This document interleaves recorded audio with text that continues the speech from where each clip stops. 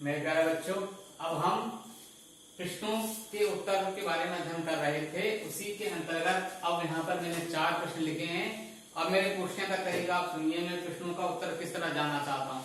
यहाँ पर मैंने लिखा प्रश्नों के उत्तर दीजिए। यहाँ पर मैंने स्पेसिफाई नहीं करा है, विशेष ध्यान लिखकर नहीं बताया कि मुझे एक पंक्ति में उत्तर चाहिए या मुझे एक शब्द में उत्तर चाहिए। यहाँ पर मैंने सीधे लिखा प्रश्नों के उत्तर दीजिए। इसका अर्थ है कि आप इसको एक शब्द में भी अपने जितने भी पंक्ति में लिख सकते हैं, जैसा आप चाहें।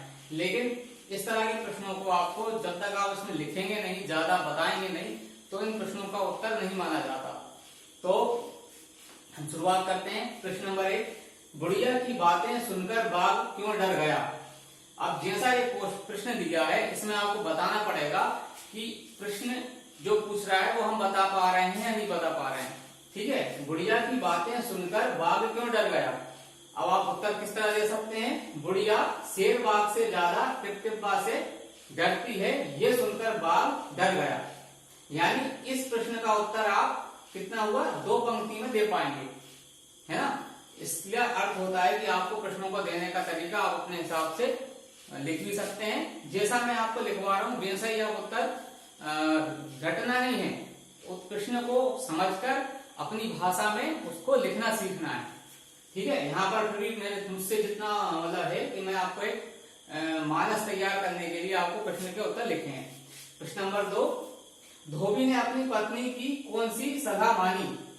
तो हम लिख सकते हैं, धोबी की पत्नी ने कहा पंडित जी के पास जाकर गधे की खबर लो, पंडित जी बहुत ज्ञानी हैं।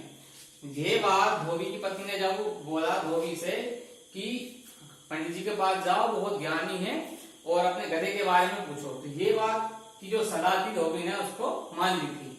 प्रश्न नंबर 3, बाघ की पिटाई किसने की और क्यों।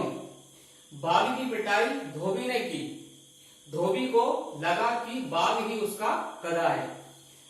बाघ की पिटाई किसने की थी, धोबी ने। और धोबी को क्या लगा था कि जो बाघ छुपा बैठा है वो क्या है, उसका गधा है, इसलिए उसने उसको बहुत मारा था। उसके बाद प्रश्न नंबर 4, धोबी ने पंडित से क्या पूछा। धोबी ने पंडित से अपने गधे के बारे में पूछा। उसका गधा सुबह से नहीं मिल रहा था, है ना।